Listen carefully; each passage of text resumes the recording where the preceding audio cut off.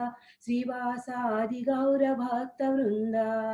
हरे कृष्णा कृष्णा कृष्णा हरे हरे, हरे राम राम राम हरे हरे।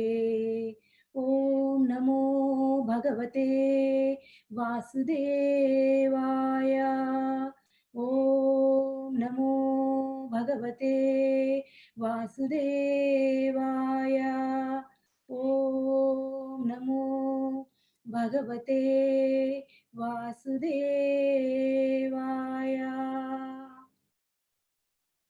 हरे कृष्ण। నేను ఇంతకు ముందు చెప్పినట్లుగా ఈ రోజు మనం అధ్యాయం 8 నేర్చుకోకపోతున్నాం. అధ్యాయం 8లోనికి వెళ్లే ముందు నిన్న చెప్పిన అంశాలను ఒకసారి పునరావృతం చేసుకుందాం.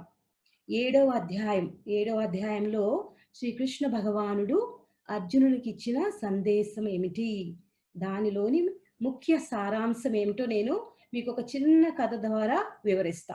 ఓకే, ఆ కథను మీరు విన్నప్పుడు ఆ సారాంశం మీకు చాలా స్పష్టంగా అవగతం అవుద్ది. ఓకే, కథ మొదలు పెడదామా? ఒక గ్రామంలో ఒక గ్రామస్తుడు నివసిస్తాడు. ఆ గ్రామస్తుడు ఆ గ్రామాధికారిని సేవించాలనుకుని ఆ గ్రామాధికారి దగ్గరికి వెళ్ళి గ్రామాధికారికి వినతితో చెప్తాడు, నేను మిమ్మల్ని సేవించుదాం అనుకున్నా, మీకు సేవ చేసుకుందాం అని. అది విని ఆ గ్రామాధికారి ఏమంటాడంటే ఆ గ్రామస్తుడి సేవని అంగీకరించి నీవు నాకు సేవ చేసుకోవచ్చు అని అనుమతి ఇస్తారు. Hare Krishna. Is the sound okay Anil Prabhu? Yes Mataji, everything is okay. Okay, Hari bol. So ఆ గ్రామస్తుడు ఆ గ్రామాధికారిని సేవ చేసుకుంటూ ఉంటాడు. ఒక రోజు ఏమవుద్దంటే ఆ గ్రామానికి ఆ జిల్లాధికారి వస్తాడు. ఆ జిల్లాధికారి వచ్చినప్పుడు ఈ గ్రామాధికారి ఆ జిల్లాధికారికి సేవ చేయటం మొదలు పెడతాడు. ఎంతో వినమ్రతతో ఆ జిల్లాధికారికి సేవ చేయటం మొదలు పెడతాడు. అది చూసి గ్రామస్తుడు అనుకుంటాడు, అంటే ఈ గ్రామాధికారి కన్నా పైన ఇంకొక వ్యక్తి ఉన్నాడు, ఆయనే ఈ జిల్లాధికారి. సో నేను నా సేవ ఇక నుంచి ఈ జిల్లాధికారికి చేసుకోవడం మంచిది, ఉత్తమం అనుకుని ఆ జిల్లాధికారిని మరలా వినమ్రతతో అడుగుతాడు, నేను మీకు సేవ చేసుకోవచ్చా? సో జిల్లాధికారి దానికి అంగీకరించి అతన్ని తన వెంట తీసుకుని అతన్ని సేవకునిగా అంగీకరిస్తాడు. జిల్లాధికారికి సేవ చేస్తూ ఉంటే ఒకనాడు జిల్లాధికారి పన్నులు కట్టడానికి రాజుగారి దగ్గరికి వెళ్ళవలసి వస్తుంది. రాజుగారి దగ్గరికి వెళ్ళినప్పుడు ఈ సేవకుని కూడా తనతో పాటు తీసుకువెళ్తాడు. ఎప్పుడైతే ఆ జిల్లాధికారి రాజుగారి దగ్గరికి వెళ్ళాడో రాజుగారికి ప్రణామం చేసి రాజుగారికి ఎంతో సేవాభావంతో ఆయనతో నమస్కరిస్తూ ఆయనతో మాట్లాడుతూ ఉంటాడు. అది చూసి ఈ సేవకుడు అనుకుంటాడు, ఓ ఇప్పటి వరకు నేను జిల్లాధికారే హైయెస్ట్ అథారిటీ అనుకున్నాను, ఈయనకన్నా పైన ఇంకొకరు ఉన్నారా, అయితే రాజుగారు. సో ఈ రాజుగారికి సేవ చేసుకుందాం నేను అనుకుని ఆ రాజుగారిని కూడా వినమ్రంగా ప్రశ్నిస్తాడు. ఈ గ్రామస్తుడు ఏమని అడుగుతాడు, రాజా నేను మీకు సేవ చేసుకోవచ్చా, నన్ను మీ సేవకుడిగా అంగీకరించండి. రాజుగారు అది విని చాలా నచ్చింది, ఎంతో వినమ్రతతో అడగటం నచ్చి చెప్తాడనమాట, నువ్వు నా సేవకుడిగా ఉండవచ్చు అని. సో ఆ గ్రామస్తుడు రాజుగారికి సేవ చేస్తూ ఉన్నాడు. ఒకనాడు రాజుగారు వనానికి వనంలో ఉన్న ఒక సాధువుని దర్శించుకోవటం కోసం వెళదాం అనుకుంటారు. ఆ సమయమున రాజుగారు తనతో పాటు తన ఇష్ట సేవకుడైన ఆ గ్రామస్తుని కూడా తనతో పాటు తీసుకువెళ్తాడు. సాధువు దగ్గరికి వెళ్ళి రాజుగారు ఎంతో వినమ్రతతో సేవ చేయటం మొదలు పెడతారు. సేవ చేసి ఆయనతో ఎంతో వినమ్రతతో ప్రశ్నలు అడుగుతూ ఆయన దగ్గర నుంచి దివ్య జ్ఞానాన్ని వినటానికి ఆయన అక్కడ ఆసీనమై ఉంటారు.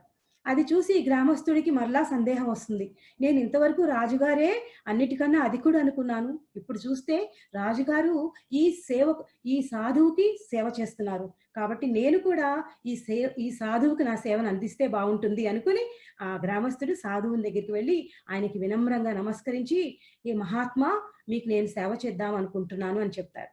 అది విని సాధువు అంటాడు, నువ్వు నాకు సేవ చేయటం ఏమిటి, నువ్వు నాకు సేవ చేయనవసరం లేదు, ప్రతి ఒక్కళ్ళు శ్రీకృష్ణ భగవానికి సేవ చేయాలి అని ఆ సాధువు ఆ గ్రామస్తుడు చెబుతారు. శ్రీకృష్ణ భగవానుడు ఎవరు? అప్పటి వరకు ఆ గ్రామస్తుడికి శ్రీకృష్ణుడు ఎవరో తెలియదు. శ్రీకృష్ణుడు ఎవరో, ఆయనకి ఎలా సేవ చేయాలి అని అడిగినప్పుడు ఆ సాధువు ఏం చెప్తారు, ఇక్కడ దగ్గరలో శ్రీకృష్ణ మందిరం ఉంది, అక్కడ మార్గం చూపిస్తాను, అక్కడికి వెళ్ళి అక్కడున్న శ్రీకృష్ణుని శ్రీ విగ్రహానికి సేవ చేయి అది ఉత్తమమైన సేవ. నువ్వు వాళ్ళకి వీళ్ళకి సేవ చేయవలసిన అవసరం లేదు. నీ సేవ అంతా కృష్ణ భగవాన్‌కి అర్పించు.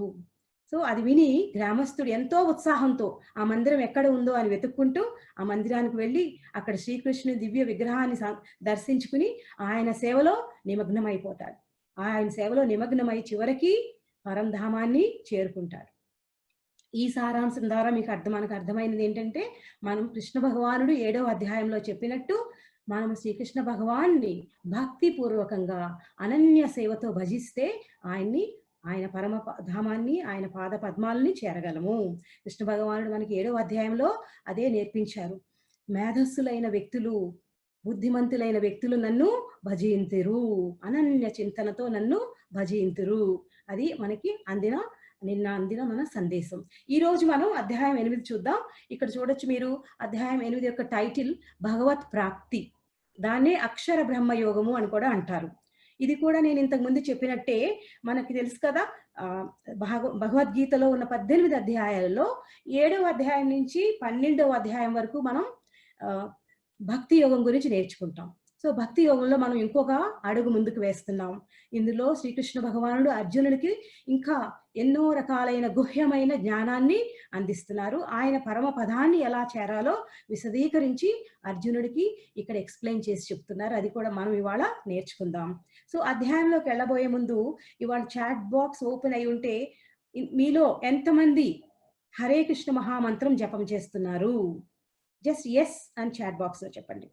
నేను నిన్న మీకు చెప్పినట్టుగా ఈ కలియుగంలో హరే కృష్ణ మహామంత్రాన్ని మించి వేరొక సాధనము లేదు.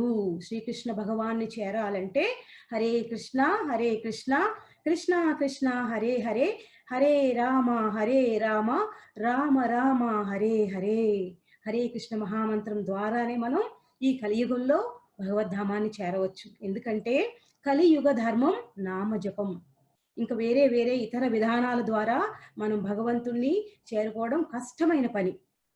ఎందుకంటే మనం అల్పాయుష్యులం, మనకున్న టైం చాలా తక్కువ. ఆ తక్కువ టైంలో మనకున్న అత్యంత ఉన్నతమైన సాధనము హరే కృష్ణ మహామంత్రం. పురాణాల్లో చెప్పినట్లుగా హరే కృష్ణ మహామంత్రంలో అన్ని మంత్రాల సారం మిళితమై ఉన్నది. ఇది పురాణాల సారం. ఈసారి మనకు టైం దొరికితే మనం అవన్నీ కూడా డిస్కస్ చేసుకోవచ్చు. సో హరే కృష్ణ మహామంత్రం జపం చేయడం ద్వారా మన అన్ని మంత్రాల సారం అందులో ఉంటుంది కాబట్టి మనకు అన్ని మంత్రాల ఫలితం దొరుకుతుంది. అది కాకుండా హరే కృష్ణ మహామంత్రం చేయటానికి ఏ విధమైన యోగ్యత అవసరం లేదు. నాలుకతో హరే కృష్ణ మహామంత్రం జపం చేయగలిగితే చాలు. అదొక్కటే యోగ్యత. నేను బ్రాహ్మణుడు అవ్వాలా లేదా క్షత్రియుడిని అవ్వాలా అటువంటి ఎటువంటి యోగ్యతలు అవసరం లేదు. భక్తి పూర్వకంతో శ్రద్ధతో భగవన్ నామస్మరణ ద్వారా మనం కలియుగంలో భగవంతుణ్ణి చేరవచ్చు, భగవత్ ప్రాప్తి పొందవచ్చు. ఓకే, 7వ అధ్యాయంలో ఆఖరున 29, 30 ఈ 2 లాస్ట్ శ్లోకాలు. ఈ 2 శ్లోకాలలో కొన్ని పదాలు కృష్ణ భగవానుడు ఉపయోగిస్తారు. ఆ పదాలు చూసి అర్జునుడికి చాలా రకాలైన సందేహాలు వస్తాయి. ఇక్కడ ఒక్కసారి శ్లోకం చదువుతాను. అందులో మీరు టెక్స్ట్ లో చూస్తూ ఉంటే కొన్ని బోల్డ్ వర్డ్స్ కనిపిస్తున్నాయి. ఆ వర్డ్స్ ఏంటో అర్జునుడికి అర్థం కాలేదు. మనలాగానే అర్జునుడు కూడా మనకి అర్థమయ్యేటట్లు చెప్పటం కోసం కృష్ణ భగవాన్ని ఈ ప్రశ్న అడుగుతున్నారు. 8వ అధ్యాయం అర్జునుడి యొక్క 2 ఉత్తమమైన ప్రశ్నలతో మొదలవుతుంది. ఆ ప్రశ్నలు అడగటానికి కారణం ఏమిటంటే, ఈ శ్లోకాలలో 7వ అధ్యాయం ఆఖరును కృష్ణుడు చెప్పిన ఈ 2 శ్లోకాల్లో కొన్ని పదాలు అర్జునుడికి అర్థం కాలేదు. జరామరణ మోక్షాయ మామాశ్రిత్యాయతంతియే తే బ్రహ్మ తద్విద్ధు కృష్ణమధ్యాత్మం కర్మ చాకిలం. ఈ శ్లోకంలో బ్రహ్మ అన్న పదం, ఆధ్యాత్మం అన్న పదం, కర్మ అన్న పదం అర్జునుడికి అర్థం కాలేదంట. సాధిభూతాది దైవం సాధి యజ్ఞం చయే విదుః ప్రయాణకాలే అపి చ మాం తే విద్యుర్యుక్త చేతసః. దీనిలో ఆదిభూత, ఆది దైవం, ఆది యజ్ఞం మరియు ప్రయాణకాలే ఈ పదాలు మళ్ళా విశదీకరించమని శ్రీకృష్ణ భగవాన్ని అర్జునుడు వేడుకుంటున్నాడు. ఈ 2 శ్లోకాల ద్వారా మనం ఇప్పుడు 8వ అధ్యాయంలోకి వెళదాం. 8వ అధ్యాయం యొక్క టైటిల్ ఏంటి? భగవత్ ప్రాప్తి. నేను ఇంతకు ముందు చెప్పినట్లుగా 8వ అధ్యాయంలో మొదటి శ్లోకం, 2వ శ్లోకం ఈ 2 అర్జునుని యొక్క ప్రశ్నలు. ఈ 2 శ్లోకాల ద్వారా అర్జునుడు 8 ప్రశ్నలు అడుగుతారనమాట. ఓకే. ఈ 8 ప్రశ్నలకు శ్రీకృష్ణ భగవానుడు 3, 4 శ్లోకాల్లో మొదట 7 ప్రశ్నలకి సమాధానం చెప్తారు. ఆఖరి ప్రశ్న 8వ ప్రశ్న అది ఎప్పుడు ప్రయాణ కాలంలో భక్తుడు నిన్ను ఎట్లా స్మరించుకోగలడు అని అడిగిన ప్రశ్నకి 8 నుంచి చివరి వరకు 28 శ్లోకాలు ఉన్నాయి. 8 నుంచి 28 వరకు 5 నుంచి 28 వరకు కృష్ణ భగవానుడు దాని గురించే విశదీకరిస్తారు. అంటే ఈ ఈ అధ్యాయంలో మనం నేర్చుకునేది ఏమిటంటే మన అంత్యకాలమున భగవద్ధామం ఎలా చేరగలము, అంటే మన జీవిత గమ్యం అయిన భగవద్ధామాన్ని చేరటం ఎలా అని కృష్ణ భగవానుడు ఇందులో మనకి చాలా చక్కగా చెప్తున్నారు. ఇది గుప్తమైన ఈ జ్ఞానాన్ని కృష్ణ భగవానుడు ఎంతో చక్కగా విశదీకరించి మనకి చెప్తున్నారు. నేను కూడా ప్రయత్నిస్తా మీకు అర్థమయ్యేటట్టు చెప్పటానికి. హరే కృష్ణ. సో మొదటి శ్లోకం. అర్జున ఉవాచ కిం తద్బ్రహ్మ కిమదాత్మం కిం కర్మ పురుషోత్తమ అధీభూతం చ కిం ప్రోక్తం అధీదైవం కిముచ్యతే. ఈ శ్లోకంలో కిం కిం కిం అనే వర్డ్స్ చూసారా? సంస్కృతంలో కిం అంటే ఏమిటి అని అర్థం. కిం అంటే ఏమిటి అని అర్థం. అర్జునుడు ప్రశ్నించెను, ఓ దేవదేవా పురుషోత్తమ, కృష్ణ భగవాన్ని పురుషోత్తముడుగా అంగీకరిస్తున్నాడు. నువ్వే దేవాది దేవుడు, నువ్వు తప్ప నా ఈ ప్రశ్నకు ఎవరు జవాబు చెప్పలేరు అని పురుషోత్తమ అని సంబోధిస్తున్నాడు. బ్రహ్మ అననేమి, ఆత్మ అననేమి, కామ్యకర్మలు అననేమి, భౌతిక సృష్టి అననేమి, దేవతలనెవరు, దయతో ఇది నాకు వివరింపుము. సో అర్జునుడి యొక్క ఈ ప్రశ్నలు మన ప్రశ్నలు కూడా కదా. ఓకే. సో అర్జునుడు అడిగిన ఈ ప్రశ్నలకు కృష్ణ భగవానుడు ఏమి సమాధానం చెప్తున్నారో మనం 3వ శ్లోకంలో చూద్దాం. దాని ముందు ఈ 2వ ప్రశ్న కూడా ఒకసారి చూద్దాం. అది యజ్ఞం కథం కోత్ర దేహే అస్మిన్ మధుసూదన ప్రయాణకాలే చ కథం జ్ఞేయో అసీనియతాత్మభిః. 2వ శ్లోకంలో అర్జునుడు అడుగుతున్నారు, కృష్ణుని ఏమని సంబోధిస్తున్నారు? ఓ మధుసూదన. కృష్ణుడికి ఇంకో పేరేంటి ఇక్కడ? మధుసూదన. అంతకుముందు శ్లోకంలో ఏమని సంబోధించారు? పురుషోత్తమ. ఓకే, ఇక్కడ మధుసూదన. ఓ మధుసూదన, యజ్ఞ ప్రభు ఎవరు? అతడు ఏ విధముగా దేహమునందు వసించి ఉండును? భక్తి యోగమునందు నిలిచిన వారు మరణ సమయమున నిన్నెట్లు ఎరుగజాలుదురు. సో ఈ ప్రశ్నలో అర్జునుడు కృష్ణుని మధుసూదనుడు అని పిలిచారు. ఎవరికైనా తెలుసా మధుసూదన అంటే అర్థం? ఎవరికైనా తెలిస్తే చాట్ బాక్స్ లో టైప్ చేయండి. కృష్ణుణ్ణి మధుసూదన అని ఎందుకు మధుసూదన అంటే అర్థం ఏమిటి? చాలా రకాల పేర్లు ఉన్నాయి కదా కృష్ణ భగవానికి. గోవింద, గోపాల, యశోదానందన, దామోదర, దేవకీ నందన, రకరకాల పేర్లు. ఒక్కొక్క పేరుకి ఒక్కొక్క అర్థం. ఋషికేశ, మధు అంటే చాలా చక్కగా చెప్పారు యుగంధర్ ప్రభు. Very good.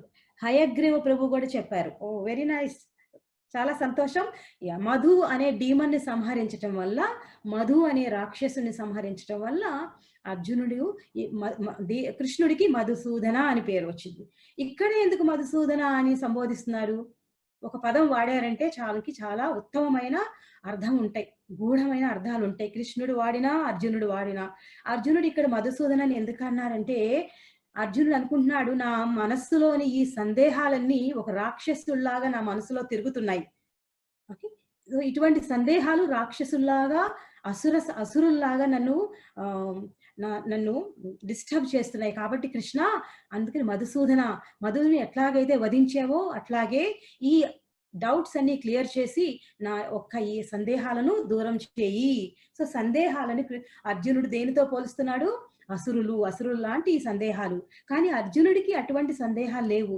మనలాంటి వ్యక్తులకు అటువంటి సందేహాలు. కృష్ణుడు ఎవరు? కృష్ణుడికే ఎందుకు పూజ చేయాలి? కృష్ణుడు ఎందుకు ఇలా చేశాడు? ఎందుకు ఇన్ని రకాలుగా సృష్టించాడు? ఇలా ఉండొచ్చు కదా, అలా ఉండొచ్చు కదా అనే సందేహాలు, అసుర భావంతో కూడిన సందేహాలు మనలాంటి వాళ్ళకే వస్తాయి, అర్జునుడికి రావు. కానీ ఇక్కడ అర్జునుడు మన పాత్ర పోషించి శ్రీకృష్ణ భగవాన్ని అడుగుతున్నారు. సో ఈ ప్రశ్నలకు అర్జునుడికి కృష్ణుడు ఏమని సమాధానం చెప్పాడు మనం చూద్దాం. నేను అంతకుముందు చెప్పాను కదా మీకు, 3, 4 శ్లోకాల్లో 7 ప్రశ్నలకు సమాధానం ఇచ్చారు. అవేంటో చూద్దాం. ఆఖరి ప్రశ్న ఉంది కదా కిందటి శ్లోకంలో చూసినట్టు, ప్రయాణ కాలంలో నీ భక్తుడు నిన్ను ఎట్లా చేరగలడు? అది అన్నిటికన్నా ఉత్తమమైన ముఖ్యమైన ప్రశ్న. ఆ ప్రశ్నకు కృష్ణ భగవానుడు 5వ శ్లోకం నుంచి ఆఖరి శ్లోకం వరకు మనకి విశదీకరిస్తారు. మొదటి 7 ఆత్మ అంటే, కర్మ అంటే, ఆధ్యాత్మ అంటే, ఆది భౌతిక అంటే ఇవన్నీ ఎక్స్ప్లెయిన్ చేస్తున్నారు ఇక్కడ 3వ శ్లోకంలో 4వ శ్లోకంలో.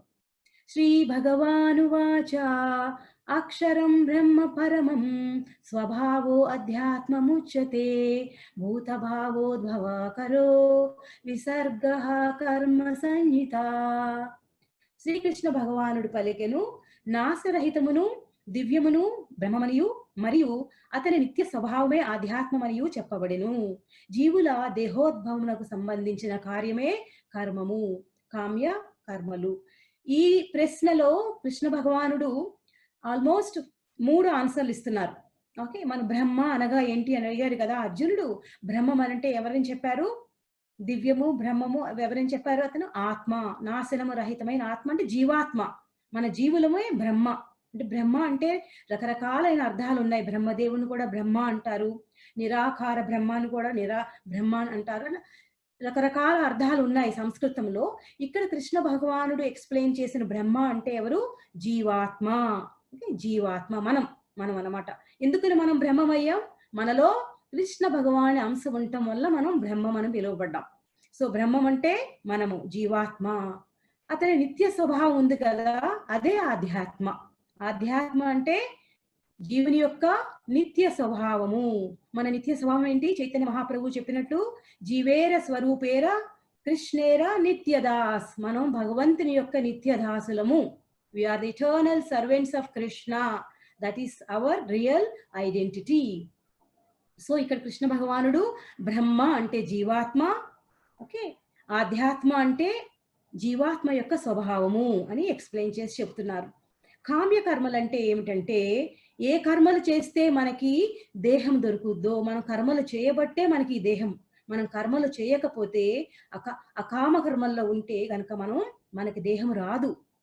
మన కర్మలు చేయబట్టి మనకి ఈ దేహోద్భవం జరుగుతుంది. సో ఈ దేహోద్భవానికి సంబంధించిన కార్యమే కర్మం. సో 3 రకాల ప్రశ్నలు ఇక్కడ సమాధానం దొరికింది. బ్రహ్మం అంటే జీవాత్మలు, అధ్యాత్మ అంటే జీవుని యొక్క స్వభావం, అది ఆత్మ స్వభావము, కృష్ణుని యొక్క సర్వెంట్స్ మనము. కర్మలు, కామ్య కర్మలు అంటే మనకి ఏ కర్మలు చేస్తే దేహం లభిస్తుందో దాన్నే కామ్య కర్మలు అంటారు. సో ఈ 3 ప్రశ్నలకు సమాధానం దొరికింది కదా. ఇప్పుడు 4వ శ్లోకం చూద్దాం. 4వ శ్లోకంలో కృష్ణుడు ఏ విధంగా అర్జునుడికి సమాధానం చెప్తున్నారు అది చూద్దాం. ఇక్కడ ఇంకో పిక్చర్ చూడొచ్చు. ఇందులో రకరకాల ఈ ప్రభు కొద్దిసేపు ఈ స్లైడ్ ఉంచండి. మీరు ఒకసారి స్క్రీన్ వైపు చూడండి. ఈ పిక్చర్స్ లో మనం చూడవచ్చు కామ్య కర్మలు అంటే ఏమిటి, ఎటువంటి కార్యకలాపాలు చేస్తే మనకి దేహం దొరుకుద్ది. ఫస్ట్ మొదటలో ఉన్నాయి చూసారా, అక్కడ ఒక భక్తుడు భగవంతుని ఆరాధిస్తున్నారు. అవి సకామ కర్మలు. అటువంటి కర్మలు మనకి ఆధ్యాత్మిక లోకానికి తీసుకువెళతాయి. 2వ లేయర్ లో ఉన్న సెకండ్ లో దాన ధర్మాదులు, పుణ్య కర్మలు, యజ్ఞ యగాదులు ఇవి చేస్తారు చూసారా, అవి మనకి పుణ్య ఫలాన్ని సంపాదిస్తాయి. పుణ్యఫలం వచ్చినప్పుడు మనం తిరిగి స్వర్గలోకానికి వెళ్తాం. స్వర్గలోకానికి వెళ్ళినప్పుడు అక్కడ పుణ్యఫలం అనుభవించిన తర్వాత, అది క్షీణించిన తర్వాత తిరిగి మరలా ఈ భూలోకానికి రావాల్సి వస్తుంది. అది 2వ రకం. 3వ రకం వికర్మ. సో అకర్మ, కర్మ, వికర్మ. అకర్మ అంటే భగవంతుని కోసం చేసే కర్మలు. అది ఎటువంటి మనకి బంధనాలని సృష్టించదు, బంధనాల నుంచి విడివరిచి మనకు ముక్తిని ప్రసాదిస్తుంది. 2వది దాన ధర్మలు. ఎటువంటి దాన ధర్మలు? భగవంతుని చింతన లేకుండా మనంతట మనమే దాన ధర్మాలు చేస్తాం చూసారు, అటువంటి దాన ధర్మలు, పుణ్య కార్యాలు అంటారు వాటిని. అవి 2వ రకమైనవి. 3వ రకమైనవి మీరు పిక్చర్ లో చూడవచ్చు వికర్మలు.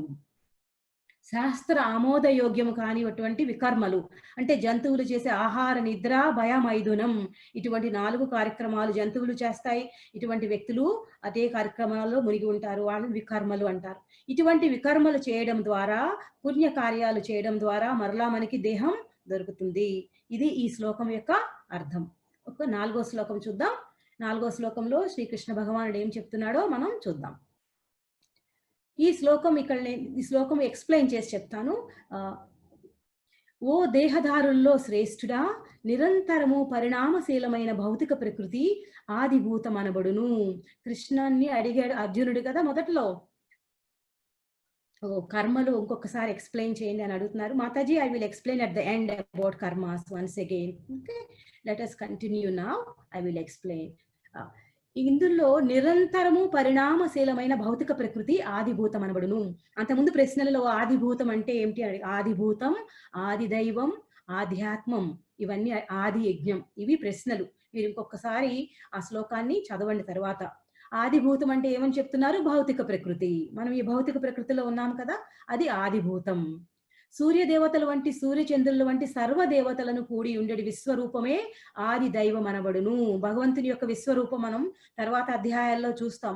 అందులో సర్వ దేవతలు, అందరూ దేవతలు, ప్రకృతి మొత్తం అంతా మనకి కనిపిస్తుంది. అటువంటి విశ్వరూపాన్నే ఆది దైవం అంటారు. ఇంకొకటి, దేహదారుల హృదయంలో పరమాత్మ రూపమును నిలిచి ఉండేది దేవదేవుడైన నేనే ఆది యజ్ఞుడను. ఆది యజ్ఞుడు ఎవరు? మన హృదయాలలో పరమాత్మ రూపంలో ఉన్న ఆ విష్ణు భగవానుడే ఆది యజ్ఞుడు.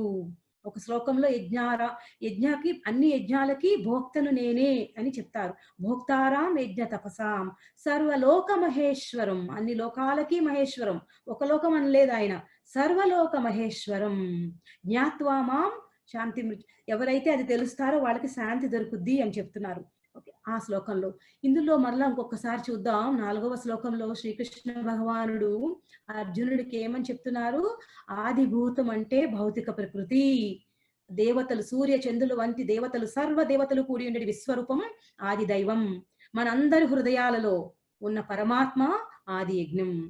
మన హృదయంలో ఆత్మ, పరమాత్మ రెండు ఉపస్థితమై ఉంటాయి. ఆత్మ, పరమాత్మ రెండు మన హృదయంలోనే ఉంటుంది.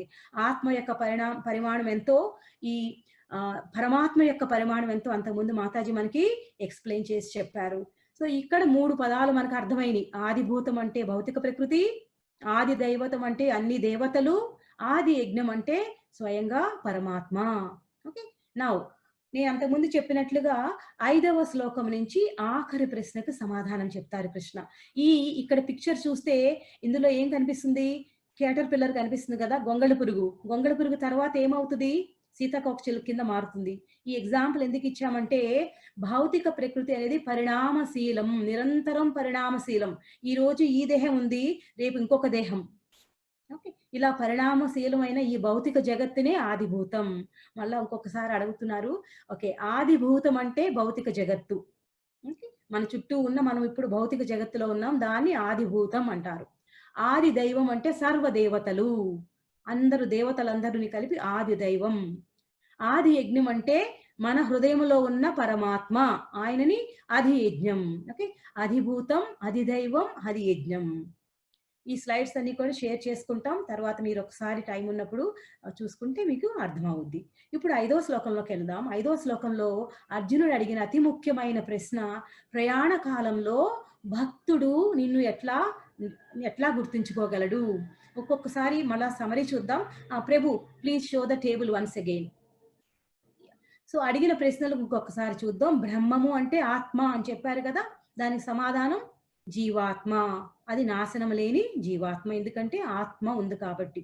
తర్వాత ఆధ్యాత్మ అంటే దేహాన్ని నియంత్రించేది, మన యొక్క స్వభావం, కృష్ణ భగవానికి సేవ చేసే స్వభావం ఆధ్యాత్మ.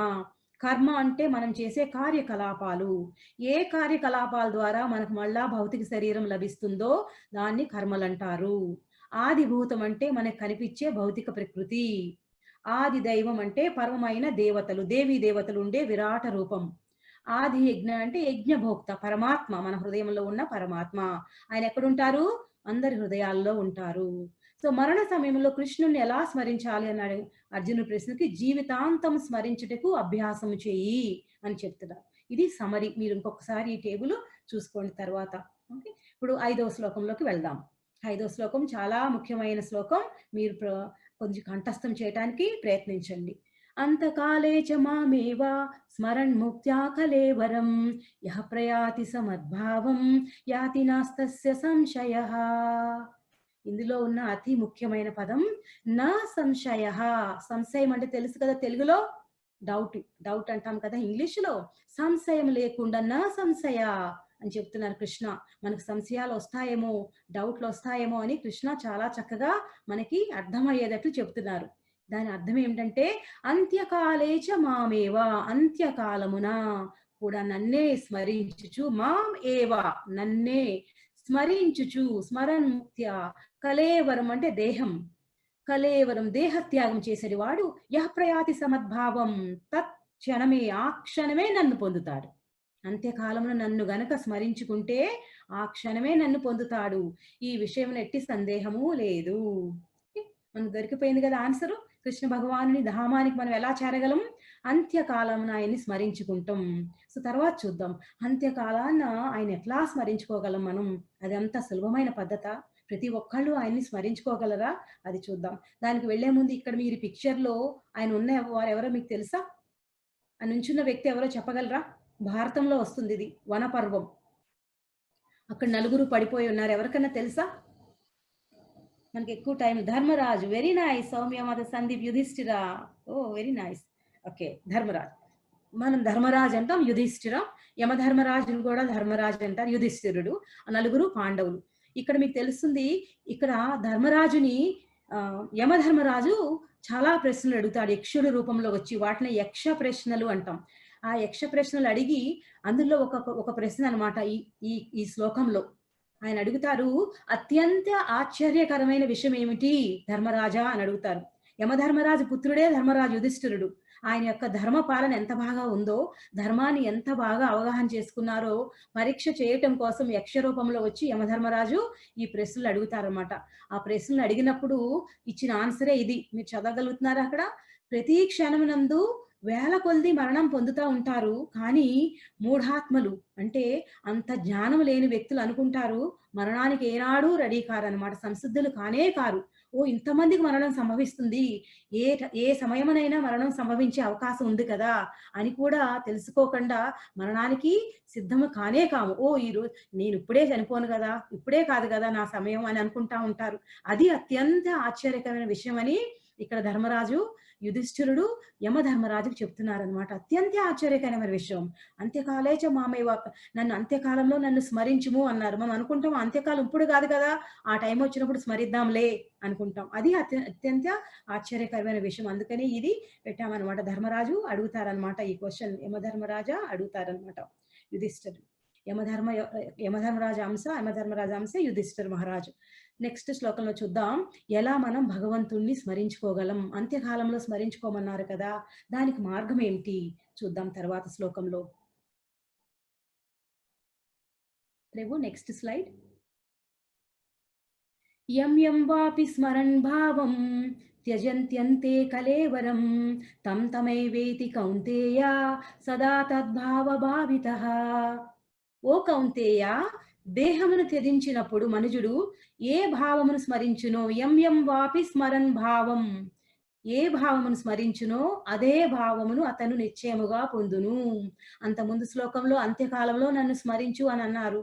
సో అంత్యకాలంలో భగవంతుని స్మరించడం అంత తేలికైన అంత తేలికైన విషయము. ఆయన అంటున్నారు ఇక్కడ కృష్ణ భగవానుడు, ఎవరైతే దేహాన్ని త్యజించేటప్పుడు నన్ను స్మరిస్తారో వాళ్ళు నన్ను చేరతారు.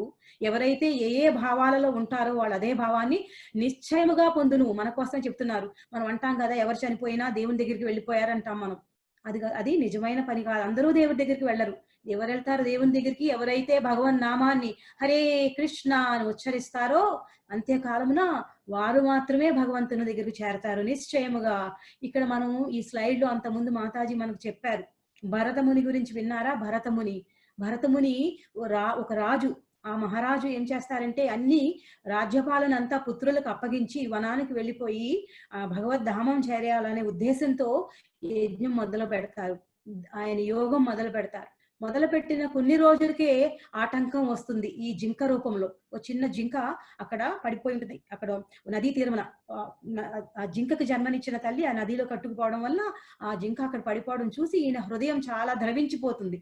ఆ హృదయం ద్రవించిపోయి ఈ జింకను నేను తీసుకువెళ్ళి నేను పెంచుకుంటాను అనుకుని ఆ భరతముని ఏం చేశారు, ఇంకా ఆయన యజ్ఞాలు యాగాలు ఆయన జపాలు అన్ని మర్చిపోయారు. నెమ్మదిగా ఎందుకు అట్లా అయింది?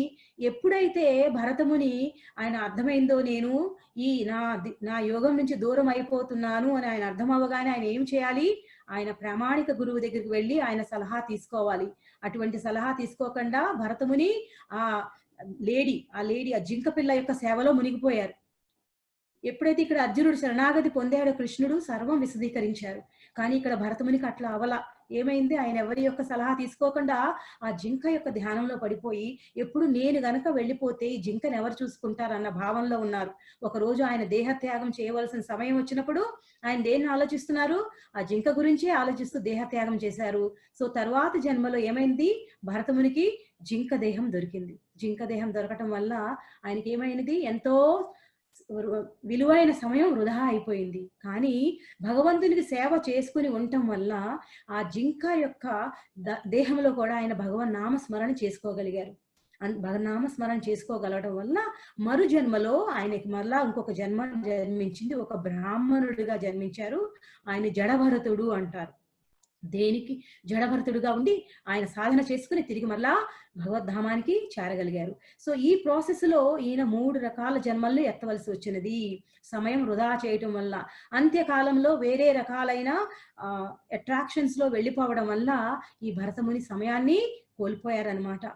సమయాన్ని కోల్పోవడం వల్ల, ఓకే, హరే కృష్ణ, ఈ సమయాన్ని కోల్పోవడం వల్ల ఆయన ఇంకా 3 జన్మలు ఎత్తవలసి వచ్చింది. అదే విధంగా మనం కూడా మనకు వచ్చిన ఈ మనుష్య జన్మని మనం వృధా చేసుకోకూడదు. మనం ప్రతి నిమిషాన్ని భగవన్ నామస్మరణకు ఉపయోగించుకోవాలి. మరి పనులు చేసేటప్పుడు భగవన్ నామస్మరణ ఎట్లా? అర్జునుడు యుద్ధం చేయమని చెప్పాడు అర్జునుడిని. అర్జునుడు కనుక భగవన్ నామస్మరణ చేస్తూ ఉంటే ఆయన యొక్క ఆ విల్లుని లేదా ఆ బాణాలను ఎలా ప్రయోగించగలడు అనుకోవచ్చు. మనం ప్రతి పని చేసే ముందు భగవన్ నామస్మరణ చేసుకుని, కృష్ణ నేను చేసే ఈ కార్యం నీ కోసం చేస్తున్నా, ఈ కార్యం ద్వారా వచ్చే ఫలితం కూడా నీకే అర్పిస్తున్నా అన్న భావనతో కనుక మనం చేస్తే మన యొక్క కార్యం ఆధ్యాత్మికం అయిపోతుంది. ఆ కార్యాన్ని ఆయనకి సమర్పించినట్టే. అదే భావనతో మనం కార్యం చేస్తే, ఈ పిక్చర్స్ లో కూడా మీరు చూడవచ్చు, భరతముని ఆ జింక పిల్ల వైపు ఎంత ఆదరణతో చూస్తున్నారు. ఆ జింక పిల్లని చూసుకుంటూ ఆయన దేహాన్ని, ఈ మానవ దేహాన్ని ఎట్లా నిరుపయోగం చేసుకుని తిరిగి ఇంకో జన్మ ఎత్తాల్సి వచ్చిందో. కానీ భరతముని అదృష్టవంతుడు అవటం వల్ల త్వరగానే ఇంకొక 2 జన్మల్లోనే భగవద్ధామాన్ని చేరగలిగారు. కానీ మనం అట్లా కాంప్లెసెంట్ గా ఉండటానికి ఛాన్స్ లేదు. మనకు మరలా ఏ దేహం దొరుకుద్దో మనకి తెలియదు. అదే ఇంకా నెక్స్ట్ శ్లోకాల్లో చూద్దాం మనం. సో భరతమునిలాగా మనం ఎటువంటి మోహాలకి గురి కాకుండా ఎల్లవేళలా భగవంతుని స్మరించుకుంటూ ప్రహ్లాదుల్లాగా, ప్రహ్లాదుడు ఎప్పుడు అటు ఇటు చెదరలేదు, ఏకాగ్ర చిత్తంతో ఎప్పుడు భగవంతుని ప్రార్థించారనమాట. తస్మాత్ సర్వేషు కాలేషు మామనుస్మర యుధ్యచ మయ్యర్పిత మనోబుద్ధిర్మే వైశ్యస అసంశయః. మళ్ళా ఇక్కడ కృష్ణ భగవానుడు నిస్సందేహంగా పొందగలవు అని చెప్తున్నారు. ఎవరు పొందగలరు అర్జున? తస్మాత్ సర్వేషు కాలేషు, అన్ని కాలముల యందు, మామనుస్మరణ, ఎవరి స్మరణ చేయమంటున్నారు? నన్ను, శ్రీకృష్ణుని తలంచుచు యుధ్యచ, యుద్ధము చెయ్యి.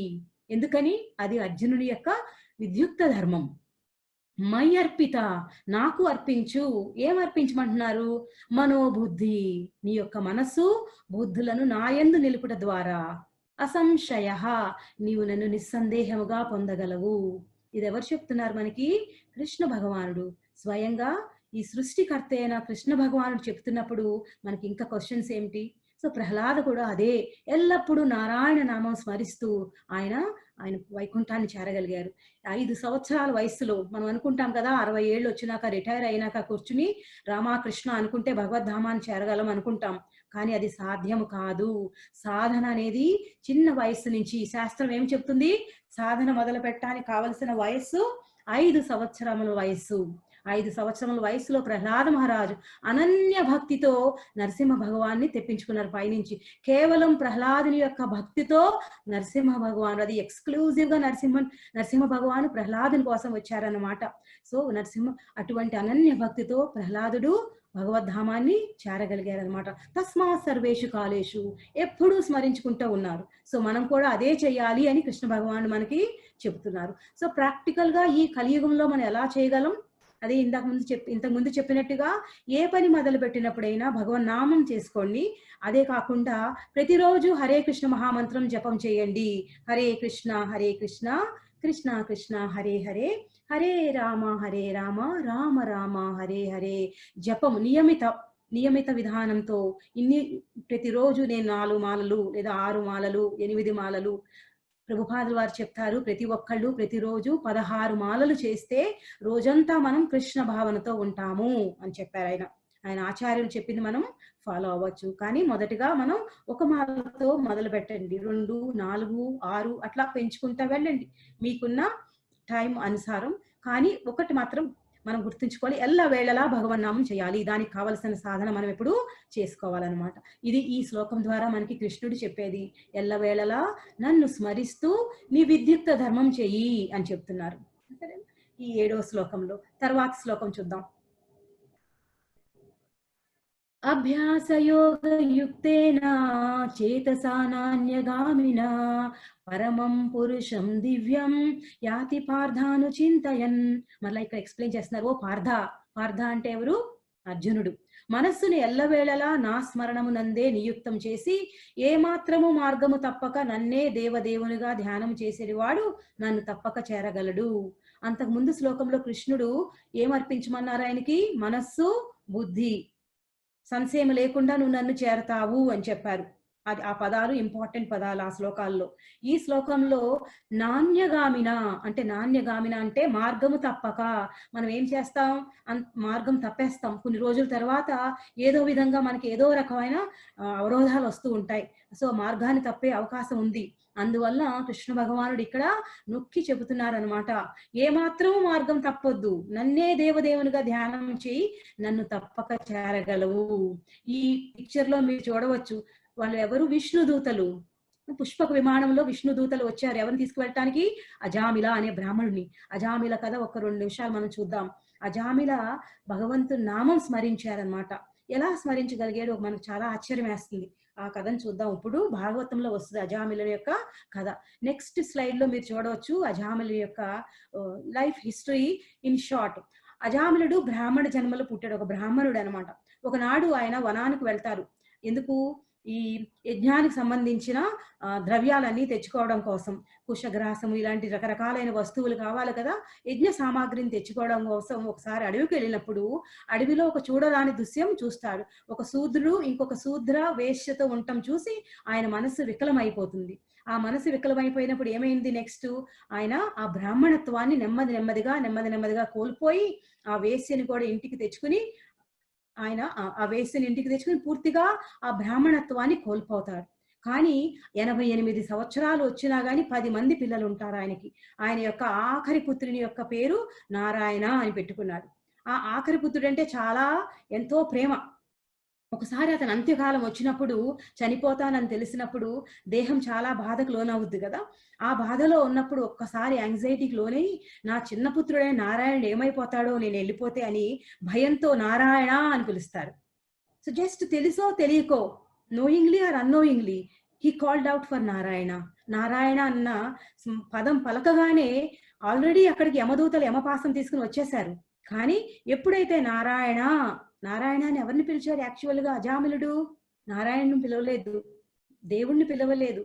ఆయన ఎవరిని పిలిచాడు? ఆయన పుత్రుడిని పిలుచుకున్నాడు. అయ్యో ఎవరో వస్తున్నారు, నల్లగా వికారంగా ఉన్న ఈ యమదూతలు వస్తున్నారు, నా చిన్న పుత్రుడైన నారాయణ తీసుకువెళ్ళిపోతారేమో, లేదా వాడు వీళ్ళని చూసి భయపడతాడేమో అని భయంతో నారాయణ అని అరిచాడనమాట. సో తెలియక నారాయణ నామం ఉచ్చరించిన భగవంతుడు ఎంత కరుణామయుడో చూడండి.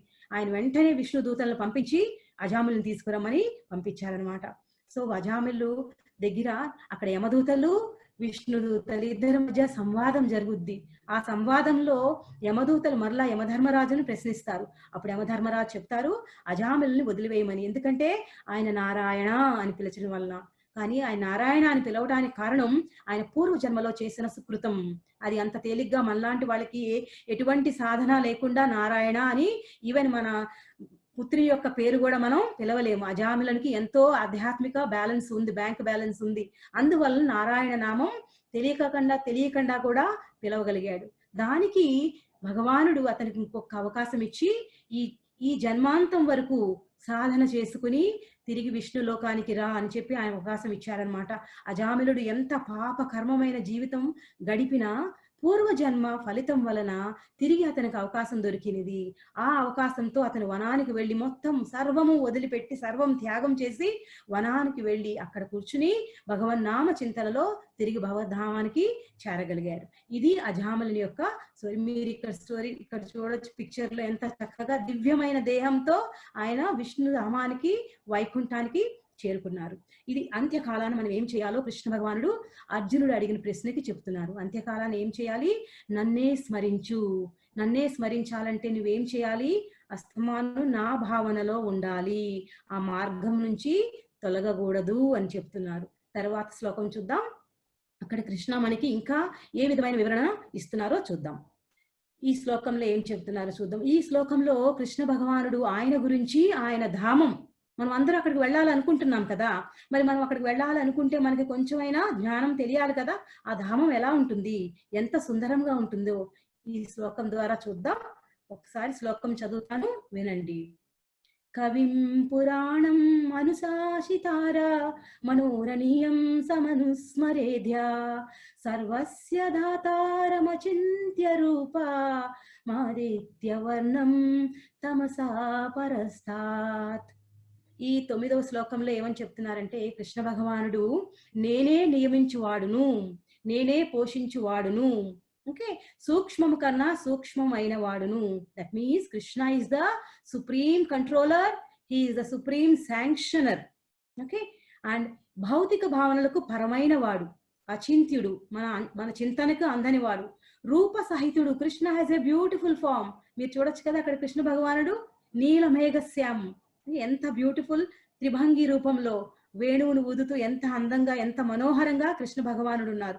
ఆయన రూపం, ఆయన సర్వజ్ఞుడు, ఆయన ప్రాచీనుడు, ప్రైమివల్ లార్డ్. ప్రతి ఒక్కరూ ఈ శ్యామ సుందర ఫామ్ చూసారా మీరు ఇక్కడ, ఆ శ్యామ సుందర ఫామ్ ని మనం గనక మెడిటేట్ చూస్తూ మన అంత్యకాలంలో భగవంతుని ఈ విధంగా స్మరించాలన్నమాట. శ్యామ సుందర ఫామ్ లో స్మరించుకుంటూ ఆయన ఎట్లా ఉన్నారు? సూర్యుని వలె తేజో సంపన్నుడు మరియు దివ్యుడు, ఆయన భౌతిక ప్రకృతికి అతీతుడు. సో బ్రహ్మ సంహితలో బ్రహ్మదేవుడు వర్ణిస్తారనమాట కృష్ణ భగవాని యొక్క రూపం ఎంత అందంగా ఉంటుందో. మనం ఈసారి ఎప్పుడైనా సమయం దొరికితే అవి చర్చించుకోవచ్చు. సో కృష్ణ భగవానుడు ఆయన యొక్క లక్షణాలు ఇక్కడ వివరించారనమాట. ఇక్కడ ఈ పిక్చర్ లో చూడొచ్చు బ్రహ్మ సంహిత, బ్రహ్మదేవుడు భగవాన్ని అర్చిస్తున్నారు ప్రతి ఒక్కరు. ఇక్కడ శివపార్వతులు భాగవతం చదువుతూ కృష్ణ భగవాని దివ్య రూపాన్ని దర్శిస్తున్నారనమాట. సో బ్రహ్మ సంహితలో మొట్టమొదటి శ్లోకం చింతామణి ప్రకర సద్మషు కల్ప వృక్ష లక్షావృతేషు సురభిరభిపాలయంతం లక్ష్మీ సహస్ర శత సంభ్రమ సేవ్యమానం గోవిందమాది పురుషం తమహాం భజామి. బ్రహ్మదేవుడు చింతామణి లాంటి ఆ ధామంలో దేనికి లోటు ఉండదు. అక్కడ వేల కొలది లక్ష్ములు భగవంతునికి సేవ చేస్తూ ఉంటారు. చింతామణి ప్రకర సద్మసు కల్పవృక్ష. లాస్ట్ లో టైం దొరికితే మరలా రిసైట్ చేస్తా మాతాజీ ఈ శ్లోకం. ఇక్కడ చూశారు కదా, ఈవెన్ బ్రహ్మదేవుడు శివుడు కూడా భగవంతుని ధ్యానంలో ఉన్నారు. సో మనం కూడా ఎల్లప్పుడూ కృష్ణ భగవాని ధ్యానంలో ఉంటే ఆ సుందరమైన స్వరూపం, శ్యామ సుందర స్వరూపాన్ని గనక మనసు యందు ఉంచుకుని మనం ఎల్లవేళ్ల హరే కృష్ణ మహామంత్రం జపం చేస్తే తప్పకుండా అంత్యకాలం మనం దివ్యధామాన్ని చేరగలము. సో తర్వాత శ్లోకంలో కృష్ణ భగవాన్ ఇంకో చాలా రకాలైన మనకి ఇన్ఫర్మేషన్ ఇస్తున్నారు. అవేంటో చూద్దాం. ఇప్పుడు ఏం చెప్పారంటే ఈ యొక్క భౌతిక ప్రపంచం ఎలా ఉంటుందో చెప్తున్నారు ఆయన అనమాట. ఈ శ్లోకం చూడండి, చాలా ఫన్నీ పిక్చర్ మీకు కనిపించచ్చు. జైలు నుంచి వెళ్ళిపోయే ఖైదీ పారిపోతున్నాడు. ఎందుకని? మనం కూడా ఈ దుఃఖాలయంలో ఉన్న ఖైదీలు అనమాట. ఈ భౌతిక ప్రపంచంలోని ఖైదీలు మనం కూడా పారిపోవడానికి ప్రయత్నించాలి. ఎట్లా? హరే కృష్ణ కృష్ణ కృష్ణ హరే హరే, హరే రామ రామ రామ హరే హరే, ఇట్లా జపించు ఈ దుఃఖాలయం నుంచి వెళ్ళిపోవాలి. మాముపేత్య పునర్జన్మ దుఃఖాలయం శాశ్వతం నాప్నువంతి మహాత్మానం సంసిద్ధిం పరమాం గతః. సో మనకి దొరికిన ప్రతి అవకాశాన్ని వినియోగించుకుని దుఃఖాలయం అంటున్నాడు కృష్ణ భగవానుడు. ఈ సృష్టించిన భౌతిక ప్రపంచం దుఃఖంతో నిండిపోయింది. గ్రంథాలయం అంటే గ్రంథాలు దొరుకుతాయి, భోజనాలయం అంటే భోజనం దొరుకుతాయి, చికిత్సాలయం అంటే మనకు చికిత్స దొరుకుద్ది కదా, వైద్యాలయం వైద్యం. అట్లాగే దుఃఖాలయం అంటే దుఃఖమే. ఆ దుఃఖాలయం ఏమిటి? ఈ భౌతిక ప్రపంచం. ఈ భౌతిక ప్రపంచం కృష్ణుడు ఏమని వర్ణిస్తున్నాడు? దుఃఖాలయం మరియు అనిత్యం, అశాశ్వతం. ఎవరైతే భక్తి యోగులు భక్తి ద్వారా అటువంటి మహాత్ములు నన్ను పొందుతారో, నా ధామానికి వస్తారో, వాళ్ళు తిరిగి ఈ జన్మకి ఎన్నడూనూ రారు. మళ్ళా ఇంకొక వర్డ్ ఉపయోగిస్తున్నారు చూసారా కృష్ణ భగవానుడు, ఎన్నడూను. మనకు డౌట్ ఉండొచ్చు, ఓ ఇప్పుడు వచ్చినట్టుగా మళ్ళా వస్తామేమో అనుకుంటాం, కానీ కృష్ణ చెప్తున్నారు ఎన్నడూను. తర్వాత శ్లోకం చూద్దాం. ఇలాగ మనం ఈ భౌతిక ప్రపంచం నుంచి బయటపడటానికి సాయశక్తిలా ప్రయత్నించాలన్నమాట. ఆ బ్రహ్మ భువనార్లోక పునరావర్తినో అర్జున మాముపేతైతు కౌంతేయ పునర్జన్మాన విద్యతే. సో భౌతిక జగమునందలి అత్యున్నత లోకము మొదలుకొని అధమలోకము వరకు గల సర్వలోకములు జన్మ మృత్యు భరితమైన దుఃఖ ప్రదేశములే. చూసారా, యుద్ధం జరుగుతుంది ఇక్కడ. ఈ భౌతిక ప్రపంచం, ఈ భూమండలంలో ఎక్కడన్నా శాంతి ఉందా? ఒక చోట యుద్ధం, ఒక చోట కరోనా, ఇట్లా రకరకాలైన బాధలు మనకి ఉంటానే ఉన్నాయి. సో ఇక్కడ ఉన్నాయి కదా బాధలు, మనం స్వర్గానికి వెళ్దాం అనుకుంటాం. ఓకే, పుణ్యకర్మలు చేయడం ద్వారా స్వర్గానికి వెళ్దాం అనుకుంటాం. స్వర్గంలో కూడా ఎప్పుడు మనకి అప్పుడప్పుడు దానవుల మధ్య, అసురుల మధ్య, దానవుల మధ్య, మరలా దేవతల మధ్య యుద్ధం జరుగుతానే ఉంటాయి. మరలా కింద లోకాలకు వెళితే అవి దాన్ని ఏంటంటారంటే నరకలోకాలు. నరకలోకాల్లో చాలా రకాలైన బాధలు ఉంటాయి. ఆ బాధల్లో మనం భగవంతుణ్ణి గుర్తుపెట్టుకోలేము. అలాగే స్వర్గంకి వెళ్తే స్వర్గంలో కూడా ఎన్నో రకాలైన సుఖాలు ఉంటాయి. ఆ సుఖాల్లో కూడా మనం భగవంతుణ్ణి గుర్తుపెట్టుకోలేము.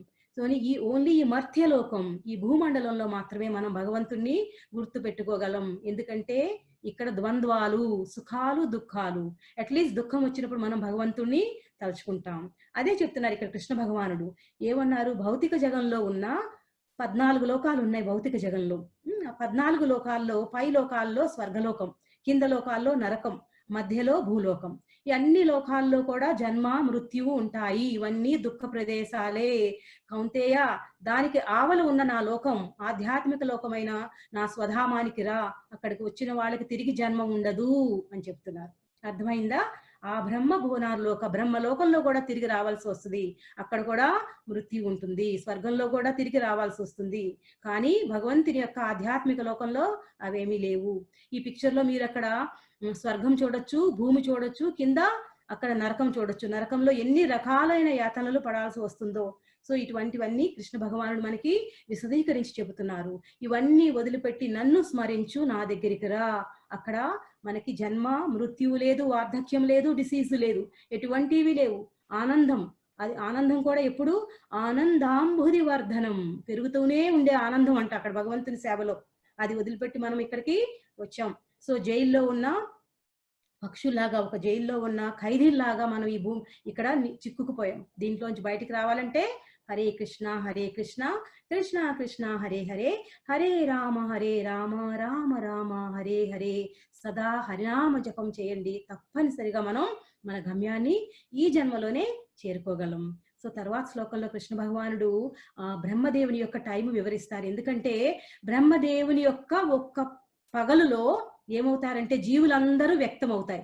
మన సృష్టి వస్తుంది ఒక పగలులో మాత్రమే, హాఫ్ డే. బ్రహ్మదేవుని యొక్క రాత్రి అయ్యేసరికి మనం మళ్ళా అవ్యక్తం అయిపోతాం. అంటే ప్రళయం వచ్చి మళ్ళా అందులోకి వెళ్ళిపోతాం అనమాట. వ్యక్తం అవ్యక్తం అవుతాం, మనం మేనిఫెస్ట్ అవుతాం. మరలా తరగా డిజల్యూషన్ అయినప్పుడు డిజాల్వ్ అయిపోతాం. సో బ్రహ్మదేవుని టైం చూడండి, మీకు చాలా మైండ్ బాగ్లింగ్ అనమాట. మనం వీ కెనాట్ ఈవెన్ అండర్స్టాండ్. ఒక సెకండ్ 100,000 years అంటే 1,00,000 సంవత్సరాలు బ్రహ్మదేవుని యొక్క ఒక్క సెకండ్. సో బ్రహ్మదేవుడు ఎన్ని రోజులు బ్రతుకుతారు? 100 సంవత్సరాలు. సో ఒక్క సెకండ్ యొక్క టైం ఇన్ని సంవత్సరాలు అయితే 100 సంవత్సరాలు ఎంత మీరు క్యాలిక్యులేట్ చేసుకోవచ్చు. సో బ్రహ్మదేవుని యొక్క ఒక్క రోజు ఎంత? ఒక్క రోజులో పగలులో మనం వ్యక్తం అవుతాం, నైట్ అయ్యేసరికి మనం మరలా అవ్యక్తం అవుతాం. కృష్ణ భగవానుడు 17 నుంచి 18 వరకు ఇదంతా ఎక్స్ప్లెయిన్ చేసి చెప్తారనమాట. తర్వాతి శ్లోకంలో 20వ శ్లోకంలో, ఇక్కడ 20వ శ్లోకంలో మీకు టెక్స్ట్ కనిపిస్తుంది అనుకోవచ్చు. ఈ 20వ శ్లోకంలో భగవంతుడు ఏం చెప్తున్నారంటే ఆయన లోకానికి అంటే దివ్యధామానికి మన భౌతిక ప్రపంచానికి ఉండే డిఫరెన్స్, తారతమ్యం చెప్తున్నారు. వ్యక్తములయ్యడి ఈ భౌతిక ప్రకృతి కన్నను పరమమైనదియు శాశ్వతమైనదు అవ్యక్త ప్రకృతి వేరొకటి కలదు. అది పరమోత్కృష్టమును నాశరహితము అయి ఉన్నది. ఈ జగమునందు గల సమస్తము నశించినను అది మాత్రము యథాతథముగా నిలిచియుండును. సో మనం అక్కడికి వెళదాం అనుకుంటున్నాం కదా, సో మనకి సందేహాలు ఉండొచ్చు. అందుకని కృష్ణ భగవానుడు ఆయన యొక్క ధామాన్ని వర్ణిస్తున్నారనమాట. మనం ఇక్కడ చూడవచ్చు అందరూ బ్రహ్మదేవుడు, శివుడు, ప్రతి ఒక్కళ్ళు ఆ దివ్య ధామానికి వెళ్ళటానికి ప్రయత్నిస్తారు. వాళ్ళందరికీ కూడా ఎప్పుడో గాని అవకాశం రాదు భగవంతుని యొక్క గోలోక వృందావనంలోకి వెళ్ళటానికి. సో మనలాంటి వాళ్ళు మనం చాలా అదృష్టవంతులం. కలియుగంలో చాలా డిస్కౌంట్ అనమాట ఈ హరే కృష్ణ మహామంత్రం అనేది. కేవలం హరే కృష్ణ మహామంత్రం సర్వదా జపం చేయడం ద్వారా ఈ డిస్కౌంట్ తో మనం భగవద్ధామాన్ని చేరుకోగలం. ఎందుకంటే కలియుగంలో ఉన్న వ్యక్తుల వైపు భగవంతునికి చాలా కరుణ. భగవంతుడు అంటున్నారు, వ్యక్త్యావ్యక్తం, వ్యక్త్యము అవ్యక్తం అవుతా ఉంటాయి ఈ భౌతిక ప్రకృతులు. వస్తది మళ్ళా డిజల్యూషన్ అవుతుంది, మళ్ళా ప్రళయం, మళ్ళా సృష్టి, మళ్ళా ప్రళయం. ఇది శాశ్వతం కాదు. కానీ దీనికంటా పరమమైనది భగవద్ధామము శాశ్వతం. అది శాశ్వతం అన్నది, అది పరమోత్కృష్టం, ఉత్తమమైనది, అతి ఉత్తమమైనది, నాశరహితం. అది ఎప్పుడూ నాశనం అవ్వదు. ఏమి నాశనమైనా గాని ఆధ్యాత్మిక జగత్తు నాశనము లేనిది, అది ఎప్పుడు యథాతథంగా ఉంటుందంట. అది కృష్ణ భగవానుడు ఇక్కడ అర్జునుడికి ఎక్స్ప్లెయిన్ చేసి చెప్తున్నారు. డిఫరెన్స్ ఏంటి? మన ఈ భౌతిక ప్రపంచానికి, ఆధ్యాత్మిక ప్రపంచానికి, ఈ భౌతిక ప్రపంచం అనేది అశాశ్వతం. కానీ భగవంతుని యొక్క ఆయన యొక్క దివ్యధామం శాశ్వతం, అది ఎప్పుడూ ఉంటది. ఏ విధమైన అక్కడ మనకి ఇక్కడ భౌతిక ప్రపంచంలో ఉన్నట్టుగా సృష్టి ప్రళయాలు అనేవి లేవు. అక్కడికి వెళ్ళిన వాళ్ళు ప్రతి ఒక్కళ్ళకి జన్మము మృత్యువు అనేవి లేవు. జరా వ్యాధి, ముసలితనం, వార్ధక్యము లేదు, వ్యాధి లేదు. ఇవన్నీ లేనివి ఆ అద్భుతమైన ఆ జగత్తును చేరటమే మన యొక్క లైఫ్ గోల్. అందుకే కృష్ణ భగవానుడు ఇంత విశదీకరించి మనకి అర్జునుని ద్వారా ఎక్స్ప్లెయిన్ చేసి చెబుతున్నారు. సో నెక్స్ట్ శ్లోకంలో చూద్దాం. నెక్స్ట్ శ్లోకాల్లో ఇప్పుడు ఇది 21 శ్లోకం. 20 ఇక్కడ చూడండి, మీరు చార్ట్ చూడొచ్చు, గోలోక చార్ట్. ఈ ఆధ్యాత్మిక కింద రౌండ్ గా ఉన్నది అది భౌతిక ప్రపంచం, 14 లోకాలు, 7 లోకాలు. దానిపైన ఉన్నవి ఆధ్యాత్మిక జగత్తులు. ఒక లోటస్ లాగా కనిపిస్తున్నాయి కదా, అవి చాలా మనం భాగవతంలో నేర్చుకుంటాం. మనకు అవకాశం దొరికినప్పుడు ఈ 18 రోజులు గీతా పారాయణం అయిపోయిన తర్వాత, గీతాధ్యాయనం అయిపోయిన తర్వాత మనం అందరూ మరలా గీతాధ్యాయం మరలా ఒక్కొక్క శ్లోక వైజ్ గా నేర్చుకుందాం అందరం. మరలా తర్వాత భాగవతం కూడా నేర్చుకోవచ్చు. భాగవతంలో భగవంతుని యొక్క దివ్య నామ వర్ణన ఉంటుంది. ఆ వర్ణన విన్నప్పుడు మనకి చాలా అద్భుతంగా అనిపించి మనకే అనిపిస్తుంది ఆ భగవంతుని యొక్క దివ్యధామాన్ని ఏ విధంగా చేరాలి. సో ఈ చార్ట్ మనం టైం దొరికినప్పుడు మనం డిస్కస్ చేసుకుందాం. సో 20వ శ్లోకం నుంచి ఆల్మోస్ట్ 23, 24 వరకు కృష్ణ భగవానుడు అర్జునుడికి విశదీకరించి చెబుతారు. ఏ సమయమున ప్రాణం త్యాగం చేస్తే భగవద్ధామాన్ని చేరతాము, ఎటువంటి సమయంలో ప్రాణత్యాగం చేస్తే తిరిగి ఈ లోకానికి వస్తాము అని చెప్తారు. మీరు విన్నారో లేదో, ఉత్తరాయణము అన్న పదం విన్నారా? ఉత్తరాయణం అని, దక్షిణాయనం. ఉత్తరాయణ సమయంలో కనుక మనం దేహాన్ని త్యజిస్తే తిరిగి ఈ లోకానికి రాము. దక్షిణాయన సమయంలో కనుక దేహం త్యజిస్తే మరలా వచ్చే అవకాశం ఉంది. కానీ ఆఖరి శ్లోకం చూద్దాం, చూడండి ఒకసారి ప్రభు. Next slide. అందులో చెప్పారు, భక్తులకి అటువంటి సందేహాలు, అటువంటి భయాలు అవసరం లేదు. భక్తులు ఎప్పుడు సదా కృష్ణ నామస్మరణలో ఉంటారు కాబట్టి ఈ స్లైడ్ ఉంచండి ప్రభు. వాళ్ళకి ఆ టైము ఈ టైము అన్న చింతనే ఉండదు. వాళ్ళకి ఎప్పుడు కృష్ణ భావ చింతనలో ఉంటారు కాబట్టి వాళ్ళకి సమయం గురించి, సమయానికి అతీతులు వాళ్ళు. భక్తులు కృష్ణుని యొక్క శుద్ధ భక్తులు సమయానికి అతీతులు. కృష్ణ భగవానుడు ఎప్పుడు పిలిస్తే వాళ్ళు ఎప్పుడు వెళ్ళటానికి తయారుగా ఉంటారనమాట. అటువంటి ఒక శుద్ధ భక్తులు ఎవరంటే కులశేఖల ఆళ్వార్. మీరు ఎంతమంది కులశేఖల ఆళ్వార్ గురించి విన్నారు? ఆయన ముకుందమాలా స్తోత్రం రచించారు. ఆయన కులశేఖల ఆళ్వార్ ఎవరంటే కృష్ణుని యొక్క కౌస్తుభ మణి గురించి మీరు విన్నారా? కృష్ణుని యొక్క కౌస్తుభ మణియే కులశేఖల ఆళ్వార్ లాగా వచ్చారనమాట. శ్రీ వైష్ణవ సంప్రదాయంలో ఉన్న ఆళ్వారులు ఆయనే ముకుందమాలా స్తోత్రం రాశారు. ఆయన అంటారు, ఈ శ్లోకం మీరు ఇక్కడ చదవచ్చు. ఈ శ్లోకం కృష్ణత్వదీయ పద పంకజ పంజరాంతం అద్వైతమే విసతు మానవ రాజహంస ప్రాణ ప్రయాణ సమయే కపవాత పిత్తై కంఠావరోధన విధౌ స్మరణం కుతస్తే. ఇక్కడ కులశేఖల ఆళ్వార్ వారు చాలా అందంగా చెప్తున్నారు, కృష్ణ నేను నీ యొక్క సౌందర్యంలో చిక్కుకుపోయాను. ఎట్లా? హంస కింద పద్మం కింద ఉన్న వేళ్ళు లాంటివి ఉంటాయి కదా, వాటి హంస యొక్క కాళ్ళు ఎలా చిక్కుకుపోయినాయో అట్లా నీ యొక్క దివ్యమైన సుందర రూపంలో చిక్కుకుపోయింది నా మనస్సు. ఇటువంటి సమయంలోనే నేను ఎప్పుడైతే స్వస్థతతో ఉన్నానో, పూర్తి ఆరోగ్యంతో ఉన్నానో, అటువంటప్పుడే నన్ను తీసుకువెళ్ళిపో. లేదంటే ప్రాణ ప్రయాణ సమయంలో ఏమవుద్దంటే కఫవాత పిత్తాయి, ఈ కఫము అవి వచ్చి నా కంఠానికి అవరోధం అయ్యి నీ నామస్మరణ చేయలేనేమో, నేను ఆరోగ్యంగా ఉన్నప్పుడే నన్ను తీసుకువెళ్ళిపో కృష్ణ అని ఎంతో అందంగా కులశేఖర ఆడవాళ్ళ వారు కృష్ణుడికి ప్రార్థిస్తున్నారు అనమాట. వాళ్ళందరూ పరమ భక్తులు. సో వాళ్ళు ఆలోచించే విధానం కూడా మనకి అందదు, అచింత్యం. మనం అట్లా అడిగేంత ధైర్యం మనకి కృష్ణునికి లేనే లేదు. కృష్ణ వచ్చి మనం ఇప్పుడు వస్తావా అంటే ఇప్పుడే కాదు, ఇంకా కొన్ని బాధ్యతలు ఉన్నాయి, తర్వాత రా కృష్ణ అంటాం, పోస్ట్పోన్ చేస్తూనే ఉంటాం. సో కానీ ఇటువంటి భక్తులు అట్లా కాదు. ముకుంద మాలా స్తోత్రం ఎప్పుడైనా మీకు సమయం దొరికితే చదవటానికి ప్రయత్నించండి. ఇంకా ఆఖరి శ్లోకంలో కృష్ణ భగవానుడు మనకి ఇచ్చే సందేశం ఏంటో చూద్దాం. ఓకే, ఇది 28వ శ్లోకం. ఇది ఈ 8వ అధ్యాయంలోని ఆఖరి శ్లోకం. ఇందులో కృష్ణుడు చెప్తున్నాడనమాట, భక్తులకి, ఆయన యొక్క శుద్ధ భక్తులకి ఆయన ఏమేమి ఇస్తారో చెప్తున్నారు. వేదేషు యజ్ఞేషు తపస్సు చైవ దానేషు యత్పుణ్య ఫలం ప్రదిష్టం అత్యేతి తత్సర్వమిదం విదిత్వా యోగి పరం స్థానం ఉపైతి చాద్యం. కృష్ణ అంటున్నారు, వేదాలు చదవటం వల్ల, యజ్ఞాలు చేయటం వల్ల, తీవ్రమైన తపస్సులు చేయటం వల్ల, దానాలు చేయటం వల్ల, పుణ్య ఫలం సంపాదించటం వల్ల, రకరకాలైన కామ్య కర్మలు చేయటం వల్ల వచ్చే ఫలితాలు భక్తి మార్గం చేయటం ద్వారా కూడా చాలా సులభంగా పొందగలవు. అంటే భక్తి మార్గం చేస్తే నేను దాన ధర్మాలు చేయకుండా ఉంటే నాకు రాదా అన్న మనకి సందేహం రావచ్చు. సో వాటన్నిటితో పాటు ఈ భక్తియుక్త సేవ వనరించటం వల్ల ఆ ఫలాలన్నీ కూడా ఈజీగా వస్తాయని చెప్తున్నారు కృష్ణ. నువ్వు వాటిని వేరేగా సెపరేట్ గా చేయవలసిన అవసరం లేదు. దానాలు, తపస్సులు, యజ్ఞాలు, ఈ కామ్య కర్మలు నువ్వు చేయవలసిన అవసరం లేదు. నువ్వు ఎప్పుడైతే నా యొక్క సేవలో నిమగ్నమై, నా భక్తియుక్త సేవలో, నా సంతృష్టి కోసం నువ్వు సేవ చేస్తావో అటువంటి అప్పుడు ఈ యజ్ఞ యాగాదులు నిర్వహించవలసిన అవసరం లేదు. వాటి ఫలితాలన్నీ ఆటోమేటిక్ గా నీకు వస్తాయి అని కృష్ణ భగవానుడు చెబుతున్నారు. అంతేకాకుండా అంత్యమున దివ్యమైన పరంధామం సైతము చేరగలవు. సో భక్తియుక్త సేవ ద్వారా వచ్చే బెనిఫిట్స్ అవే అన్నమాట. కృష్ణ భగవానుడు చెప్తున్నారు, కేవలం నన్ను స్మరించుట ద్వారా వన్ పాయింటెడ్ ఫోకస్. కృష్ణ భగవాను అనన్య చింతనతో, అనన్య భక్తితో అటు ఇటు వెళ్లకుండా ఎప్పుడు కృష్ణ భగవాన్ ధ్యానంతో కనుక మనం భగవంతుని సేవ చేయగలిగితే మనం ఆయన యొక్క పరంధామాన్ని చేరగలము అని కృష్ణ భగవానుడు అర్జునుడికి ఎక్స్ప్లెయిన్ చేసి చెప్పారు. సో ఇక్కడ మనం సమరీ చూద్దాం. లాస్ట్ స్లైడ్ లో ఈ సమరీలో అన్ని శ్లోకాలు ఒక్కసారి చూద్దాం.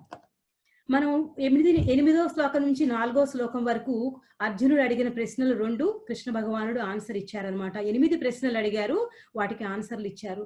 కిం బ్రహ్మ, బ్రహ్మ అంటే ఎవరు, ఇలా రకరకాలైన ప్రశ్నలు.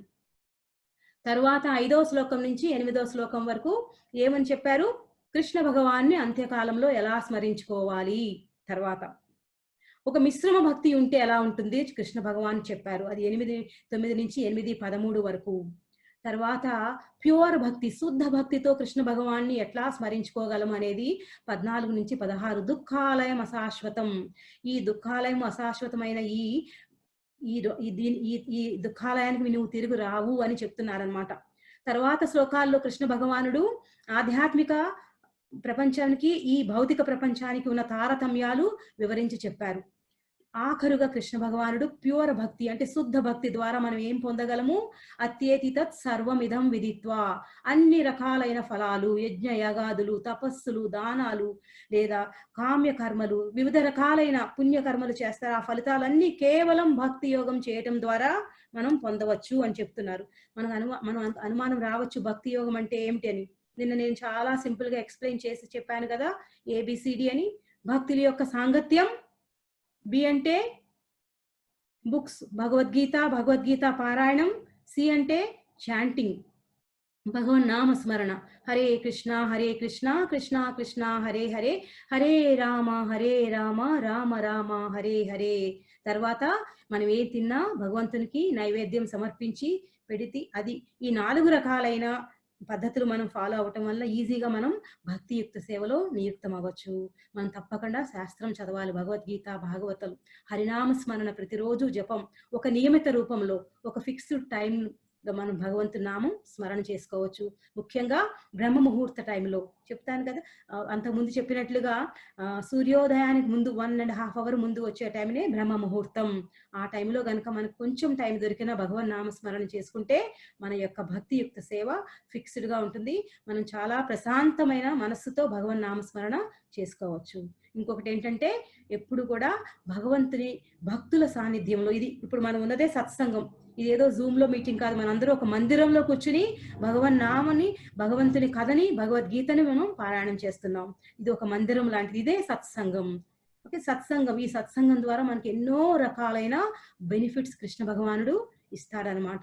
సో ఈ విధంగా మనం 8వ అధ్యాయం నేర్చుకున్నాం. ఈ 8వ అధ్యాయంలో కృష్ణ భగవానుడు అంత్యకాలంలో నన్ను స్మరించుము అని చెబుతున్నారు. అదే గీతా పాఠం. మనం సదా హరే కృష్ణ మహామంత్రం జపించుట ద్వారా మరణ సమయమున శ్రీకృష్ణ భగవాన్ని సులభంగా స్మరించగలదుము. సో అభ్యాసం చేయమన్నారు.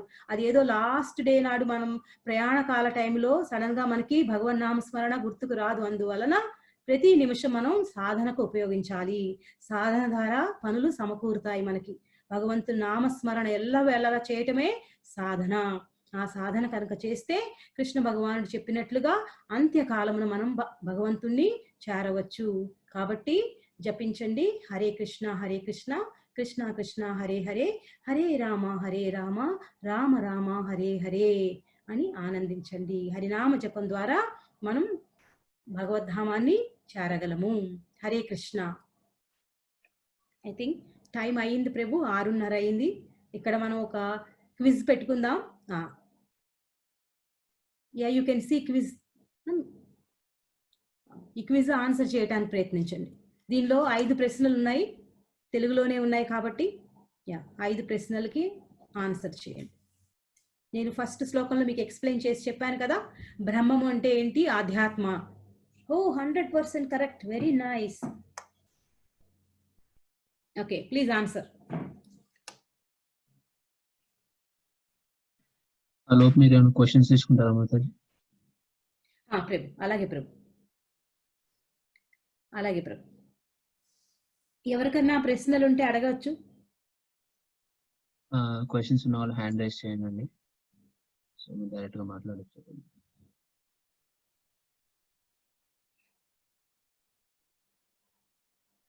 సో కృష్ణ భగవాన్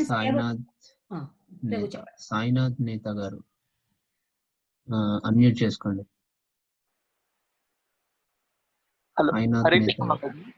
హరే కృష్ణ ప్రభు, హరే కృష్ణ మాతాజీ. ఇప్పుడు ఆర్మీలో ఎవరైనా ఆఫీసర్ క్యాడర్ లో జాయిన్ అయితే భగవద్గీత చదవాలని అంటారు. అయితే ఈ వాల్యూస్ అనేది ఇంబైబ్ గానికి. అయితే ఎవరైతే సోల్జర్ కేటగిరీలో జాయిన్ అయితే వాళ్ళకు భగవద్గీత గురించి తెలియవచ్చు, తెలియకపోవచ్చు. ఒకవేళ వాళ్ళు వీర మరణం పొందితే వాళ్ళు ఎక్కడికి వెళ్తారు? ఓకే ప్రభు. యాక్చువల్గా ప్రభు కొన్ని రకరకాలైన జాబ్స్ ఉన్నాయి కదా ప్రభు. అదే కృష్ణ భగవాన్ అర్జునుడు కూడా వివరించారు. నీవు క్షత్రియుడవు, నీ విద్యుక్త ధర్మాన్ని నిర్వహించు అని చెప్పారు. సోల్జర్స్ అయినా ప్రభు వాళ్ళ విద్యుక్త ధర్మము దేశాన్ని కాపాడటం కదా. ఆ దేశ రక్షణలో ప్రభుత్వం వాళ్ళని నియమించింది. సో ప్రభుత్వం యొక్క నియమానుసారం వాళ్ళు దేశ రక్షణలో ప్రాణాలు కోల్పోతే వాళ్ళు కూడా స్వర్గాన్ని పొందుతారు ప్రభు. అది కాకుండా వాళ్ళు అదే ఆ కర్తవ్యాన్ని భగవన్నామ చింతనతో కనుక చేస్తే, భగవన్నామ చింతనతో వాళ్ళు తప్పకుండా భగవద్ధామాన్ని చేరతారు. లేదా మామూలు ఒక కర్మలాగా చేస్తే, విద్యుక్త ధర్మంగా చేస్తే వాళ్ళు స్వర్గానికి చేరతారు ప్రభు. వాళ్ళు భగవద్గీత చదవకపోయినా వాళ్ళు కనుక విద్యుక్త ధర్మాన్ని కరెక్ట్ గా కనుక వాళ్ళు నిర్వహించగలిగితే వాళ్ళకి స్వర్గ ప్రాప్తి దొరుకుతుంది. ఎందుకంటే వాళ్ళ విద్యుక్త ధర్మాన్ని వాళ్ళు నిర్వహించారు కాబట్టి. కానీ మనం ఇక్కడ చెప్పుకున్నట్లు స్వర్గానికి వెళ్ళినా గానీ ఎప్పుడైతే మనం పుణ్యం హీనం అయిపోతుందో తిరిగి మరలా ఈ భూలోకానికి, ఈ మర్త్యలోకానికి రావాల్సి వస్తుంది. అలా కాకుండా మనకు వచ్చిన ఏ విద్యుక్త ధర్మమైనా, మనం టీచర్ అవ్వచ్చు, ఇంజనీర్ అవ్వచ్చు, లేదా క్యాషియర్ అవ్వచ్చు, బ్యాంక్ మేనేజర్ అవ్వచ్చు, ఒక పెద్ద కంపెనీకి CEO అవ్వచ్చు. కానీ మన భావన కృష్ణ భావనతో ఉంటే తప్పకుండా మనం కృష్ణ భగవాన్ యొక్క ధామాన్ని పొందగలం. Okay, thank you Mataji. హరి బోల్. థాంక్యూ. కృష్ణ చైతన్య గారు అన్మ్యూట్ చేసుకోండి. హరే కృష్ణ మాతాజీ. హరే కృష్ణ మాతాజీ. ఆ క్విజ్ లో మన క్రోమ్ లో క్విజ్ ఉంది కదా, గీతా ఇన్ 18 days లో. అవునమ్మా. దానిలో నేమ్ నేమ్ కి 1 పాయింట్ ఇచ్చారు. నేమ్ ఈ జూమ్ యాప్ లో ఉన్నది ఇవ్వాలా లేకపోతే నేమ్ ఇవ్వాలి? నువ్వు ఏ నేమ్ తో రిజిస్టర్ చేసుకున్నావు? కృష్ణ చైతన్య రిజిస్టర్ చేసుకున్నాను. ఓకే, ఆ పేరుతోనే వస్తుంది నీకు. అది కరెక్ట్ నేమే కదా? అది కరెక్ట్ నేమే మాతాజీ, కానీ రాంగ్ అని వస్తుంది ఆన్సర్. పర్వాలేదు, ఏం పర్వాలేదు. నేమ్ కొన్ని సెట్టింగ్స్ అవి ప్రాబ్లం ఉన్నాయి. నేమ్ మీరు ఏది ఇస్తే అదే సర్టిఫికేట్ లో ప్రింట్ అవుతుంది. ఒకవేళ అది రాంగ్ రెడ్ కలర్ లో మీకు హైలైట్ అయినా ప్రాబ్లం ఏం లేదు. నేమ్ ఫోన్ నెంబర్ కొంతమందికి రెడ్ కలర్ లో హైలైట్ అవుతున్నాయి, అది ప్రాబ్లం ఏం లేదు. లేదు సార్, అది డైరెక్ట్ రాంగ్ అని వస్తుంది. అదే ఏం ప్రాబ్లం లేదు అంటున్నా. మీకు రాంగ్ అని చూపిస్తుంది, కానీ మీ ఆన్సర్స్ అయితే సబ్మిట్ అవుతాయి. మీరు సబ్మిట్ బటన్ క్లిక్ చేసిన తర్వాత సబ్మిట్ అయిపోతుంది, ప్రాబ్లం ఏం లేదు. Thank you sir. Hare Krishna Mataji. Hare Krishna. ఒక మాతాజీ నెక్స్ట్ సూర్య సిహెచ్ గారు అన్మ్యూట్ చేసుకోండి. మాతాజీ చెప్తాను మాతాజీ లాస్ట్ లో ఒకసారి. సూర్య సిహెచ్ గారు అన్మ్యూట్ చేసుకోండి. నమస్తే మాతాజీ. నమస్తే ప్రభు, చెప్పండి. హరే కృష్ణ.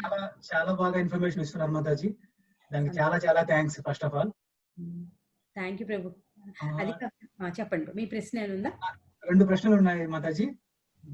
ఒకటి, అంతటి గొప్ప ఆధ్యాత్మిక పరంధామాన్ని మనకంటే చేరడం కాస్త కష్టమే.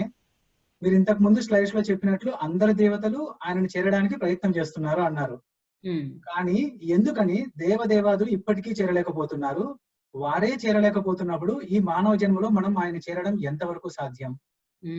ఇది నా ఒక ప్రశ్న మాతాజీ. అండ్ ఇంకో సెకండ్ వచ్చి, మనకు ఏకాదశి ప్రాముఖ్యత ఏమిటి? ఎందుకని అది కృష్ణుడికి అంత ప్రీతిపాత్రం? చాలా చక్కటి ప్రశ్నలు అడిగారు ప్రభు.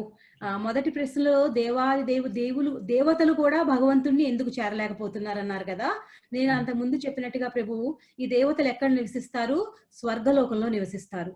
సో వాళ్ళ యొక్క టైం ప్రభు, మన 6 నెలల కాలము వాళ్ళ ఒక్క పూట. మనకి 6 నెలల కాలము వాళ్ళ ఒక్క పూట, అంటే ఒక హాఫ్ డే కింద లెక్క. సో వాళ్ళ యొక్క ఇది లైఫ్ స్పాన్ కూడా చాలా ఎక్కువ. ఓకే, మరలా వాళ్ళ లైఫ్ స్టైల్ ఎలా ఉంటుందంటే ప్రభు, వాళ్ళకి అక్కడ అమృతం దొరుకుద్ది, చాలా రకాలైన భోగాలు దొరుకుతాయి, చాలా మనం ఇక్కడ జస్ట్ మాక్సిమం చెప్తే 5 స్టార్ హోటల్ 7 స్టార్ హోటల్ అంటాం కదా, అది మేబీ 100 స్టార్ హోటల్ లాంటివి అనమాట, స్వర్గలోకాలు లాంటివి. అక్కడ ఎన్నో రకాలైన ఆనందాలు దొరుకుతాయి, భోగం అనమాట. సో అటువంటి భోగం ఉంది, ప్లస్ ఎంతో కాలం వాళ్ళు బతకవచ్చు. అందువల్ల వాళ్ళలో ఎటువంటిది ఏమిటంటే, వాళ్ళకి భగవన్ నామ స్మరణ చేయటానికి వాళ్ళకి మనసు ఒప్పదు. ఎవరినన్నా చూడండి ప్రభు, ధనం ఉన్న వాళ్ళు గాని, జ్ఞానవంతులు గాని, అందమైన వాళ్ళు గాని, కుంతి మహారాణి భాగవతంలో అంటారు, ఒక మంచి వంశంలో పుట్టిన వాళ్ళు గాని భగవంతుని దగ్గరికి చేరలేరు, వాళ్ళు అటువంటి పని. అదే విధంగా ఈ దేవతలు కూడా ఇంత భోగంలో ఉండటం వల్ల భగవన్ నామస్మరణ చేయలేరు. అందుకనే వాళ్ళు అనుకుంటారు, భూలోకంలో ఉన్న ఈ వ్యక్తులకి నాకన్నా వెనకాల వచ్చి వాళ్ళు భగవద్ధామాన్ని చేరిపోతున్నారే అనుకుంటారంట. ఎందుకంటే ఈ భూలోకంలో కష్టాలు ఉన్నాయి కదా ప్రభు, కష్టాలు ఉండటం వల్ల మనం వెంటనే భగవంతుని స్మరణ చేసుకుంటాం. కానీ వాళ్ళు దేవతలు ఏం చేస్తారు, ఎప్పుడు ఆ భోగంలో మునిగిపోవటం వల్ల, చాలా టైం ఉండటం వల్ల, ఓ ఇంకా టైం ఉందిలే అన్న ఒక కాంప్లసెన్సీ ఉంటుంది అనమాట. మనం ఎప్పుడు చనిపోతామో మనకు తెలియదు, రేపే చనిపోతామేమో తెలియదు అన్న భావనలో ఉండటం వల్ల, మన సాధన ఇంకా బాగా ఉండటం వల్ల మనం భగవద్ధామాన్ని ఈజీగా చేరగలము. అందుకనే దేవతలు కూడా మనం చూసి అసూయ పడతారంట. వాళ్ళు కూడా మధ్యలోకానికి వచ్చి మానవ జన్మ ఎత్తి తిరిగి భగవద్ధామానికి షార్ట్ రూట్ లో వెళ్ళిపోతే బాగుండు అనుకుంటారంట వాళ్ళు. సో అది ప్రభు. రెండోది ఏకాదశి మహత్యానికి ఒక పెద్ద కథ ఉంది ప్రభు. ఆ కథ చెప్పడానికి టైం లేదు, మీకు అవకాశం దొరికితే చదవండి. ఈ కలియుగంలో మనం పెద్ద యాగాలు తపస్సులు చేయలేము, కానీ ఏకాదశి అనేది ఒక తపస్సు, ఒక ఆస్టిరిటీ లాంటిది. ఆ మాత్రం ఏకాదశి చేయగలిగితే చాలు, మనం భగవంతునికి చాలా ప్రీతిపాత్రలు అవుతాం. కానీ మనకు తెలియాలి ఏకాదశి ఎట్లా చేయాలి అని. చాలా మందికి ఏకాదశి నాడు తెలియదు ప్రభు, ఏం తినాలో ఏం తినకూడదు. ఏకాదశి నాడు ముఖ్యంగా గుర్తు పెట్టుకోవాల్సింది, మనం గ్రెయిన్స్ ఏమి తినకూడదు ప్రభు, ధాన్యాలు ఏమి తినకూడదు. No grains and no grams. పప్పులు తినకూడదు, ధాన్యాలు తినకూడదు. అంటే రైస్తో చేసినవి కానీ, గోధుమలతో చేసినవి కానీ, ఇట్లాంటి ధాన్యాలు ఏమి తినకూడదు. పాలు, పళ్ళు లేదా వెజిటబుల్స్, పొటాటో లాంటి వెజిటబుల్స్ తిని, లేదంటే కొంతమంది ఏమి తినకుండా ఉంటారు ప్రభు, అది కష్టం, అందరికీ సాధ్యం కాదు. సో ఫలాహారం అంటారు కదా, ఫలాహారం, పళ్ళు తీసుకోవడం ద్వారా ఏకాదశి చేయొచ్చు. ఏకాదశి ఎంతసేపు చేయాలి ప్రభు? రోజంతా. కొంతమంది రాత్రి అవగానే టిఫిన్ చేసుకుని తింటారు, మామూలుగా ఉపవాసం చేసిన వాళ్ళు, అది కరెక్ట్ ఉపవాసం కాదు ప్రభు. ఉపవాసం అంటే ఉపవాసం అంటే భగవంతునికి దగ్గరగా నివసించటమే ఉపవాసం. అంటే ఉపవాసం రోజు ఎక్కువగా భగవద్గీత, భాగవతం, భగవన్ నామ స్మరణ చేసి భగవంతుని దగ్గరగా నివసించటం అన్నమాట. సో ఏకాదశి ఎందుకు ఇష్టం అంటే భగవంతునికి ఆ స్టోరీ చెప్తే మీరు ఆ స్టోరీ చదవండి, మీకు అర్థమవుద్ది ప్రభు. సో ఏకాదశికి ఇచ్చారనమాట, వరం ఇచ్చారు కృష్ణ భగవానుడు. ఈ రోజుని ఎవరైతే అబ్జర్వ్ చేస్తారో, ఆమె ఒక పని చేసింది ఏకాదశి, అందువలన ఏకాదశికి వరం ఇచ్చారన్నమాట కృష్ణ భగవానుడు. ఈ రోజున ఎవరైతే నిన్ను అబ్జర్వ్ చేస్తారో వాళ్ళు నాకు ప్రియులు, వాళ్ళకి నేను అన్ని రకాలైన శుభ ఫలాలను అందిస్తాను అని చెప్తారు. సో మనం హరినామ జపం ప్రభు, ఏకాదశి, భగవంతుని యొక్క జన్మదినాలు గనక మనం ఆయన అవతరణ, దాని ఏమంటే అపీరెన్స్ డే, దాని కృష్ణ జన్మాష్టమి, లేదంటే శ్రీరామనవమి, నరసింహ చతుర్దశి, సో భగవాన్ అపియరెన్స్ డేస్ కనుక మనం అబ్జర్వ్ చేయగలిగితే, ఫాస్టింగ్ చేయగలిగితే చాలు ప్రభు. ఏకాదశి మహత్యం అది. కృష్ణ భగవానుడు స్పెషల్ గా ఇచ్చిన బెనడిక్షన్ ఏకాదశి. సో